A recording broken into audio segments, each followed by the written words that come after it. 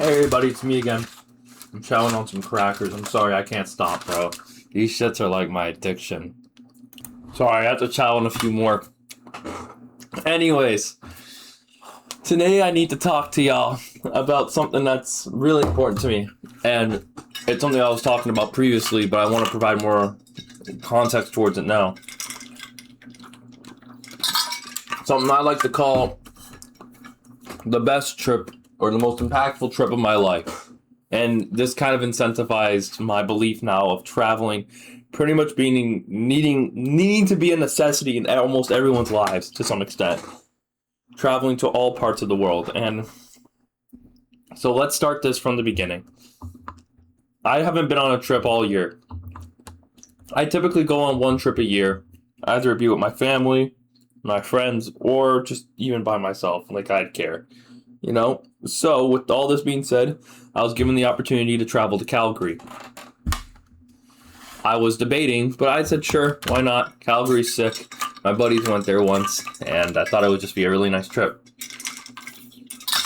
Come home, and nothing else would really come from it.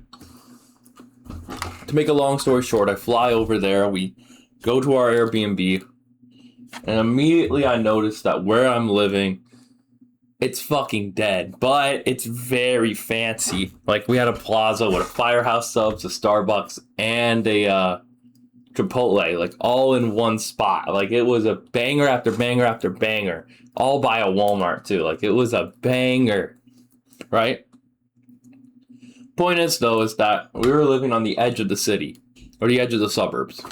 And when I would walk out of my Airbnb, about 3-minute walk away, I'd see a gigantic field, a wheat field. And at first I thought it only went for hundreds of kilometers, but after looking at it more intensely, I began to realize that this wheat field, I'm even trying to look it up right now, this wheat field I'm talking about went on for miles. It went on for absolute miles. And or not miles, kilometers, thousands of kilometers, roughly 3,000 kilometers in terms of square perimeter. I gotta go for another one. I'm sorry, boys. Sorry, I just pulled it up on my maps, too. Where I was living, it spanned thousands of kilometers from any sort of civilization. Roads weren't even a thing where I was living, or where I was staying. There was no roads. If you wanted to go anywhere further from where I was, it would have been hours. And just zooming out too, it's all just national park. Like, I was right by Jasper, basically. Point is that I realized how much more space just overall nature and earth is compared to city. Like, if we were to zoom into my city, for example, obviously I'm not pulling this up on my end, but, or on the screen's end, but the city and suburbs are nice, but they only cover a fraction of what our world really is. I can zoom out, and I can see so much more land compared to that. Like, just uninhabited land. That was the first thing that really changed my mind. Then it was after a day or two, we would go hiking. And we would go hiking a mountain. And I'd see the way these people are just climbing up these mountains. They did it so fucking effortlessly. Like, they just got up and just drove up at 6 a.m. to a mountain and just started climbing that bitch. And I'm like, oh my gosh. I saw that despite thousands of kilometers and the majority of our world still being this uninhabited or unpopulated or non-populated, area that isn't suburbs or a city or a Walmart isn't placed in the middle of it, you know what I mean? The rest of it, like, I'm just zooming out. What the fuck is the Manly Hot Springs, bro? This looks hard. I don't see the hot springs anywhere. I don't see any photos of the hot springs, but either way, that's pretty dope.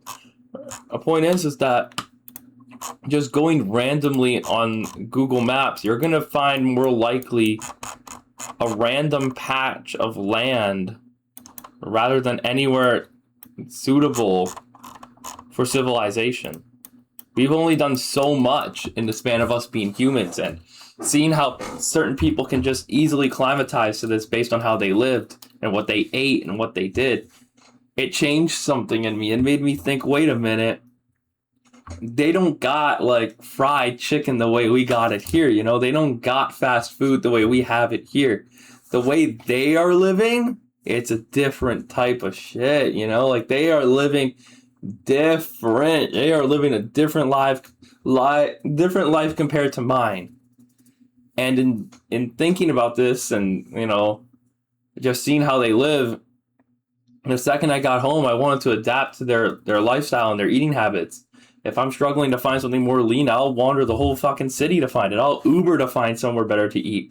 I don't care if it'll cost a bit more. I'd rather eat more whole foods, because I'm beginning to realize that this food that is presented to us via like a Dave's Hot Chicken or something, it's just an imitation of what natural food is, you know?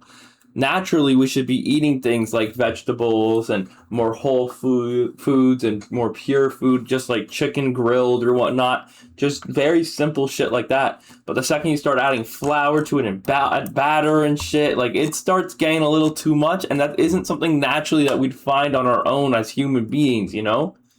And it's doing that, it's in knowing that I realized that a suburb or a city is like a bubble. It's really like a bubble. The second you get out of here, it's a completely different world, you know? I thought Muskoka and like where I was in Calgary was the minority. We were a majority city. No, everything in our world is still like uninhabited land.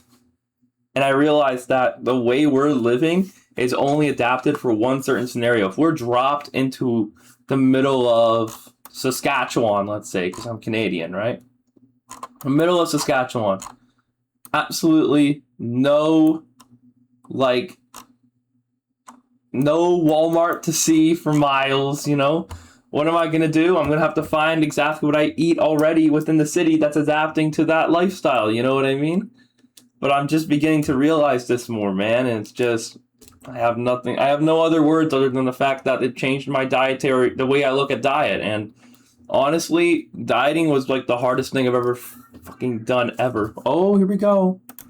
But yeah, just essentially seeing the lifestyle there completely changed how I viewed my lifestyle and how I ate.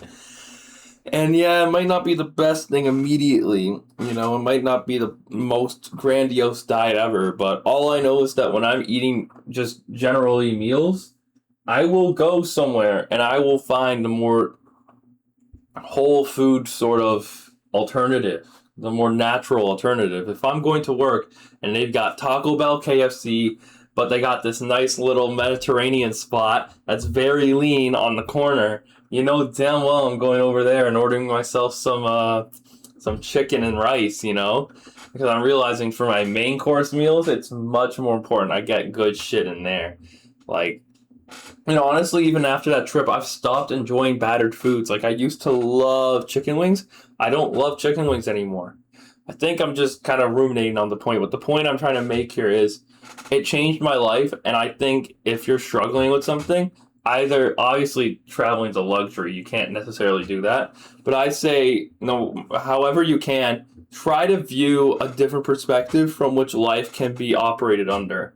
Because knowing that my life is, how do I say it, was only sort of a lens from which you can view life and not necessarily the full picture, it changed my life, you know? And I'm trying to picture the whole thing together. I'm trying to see all the different lifestyles and whatnot. I'm kind of incentivized to travel now, which incentivizes me to make more money and whatnot, but that's for another video. In that case, just keep your options open, boys. Just wanted to put that out there, boys and girls. Like, comment, subscribe, and that nonsense. I love y'all. Peace the fuck out.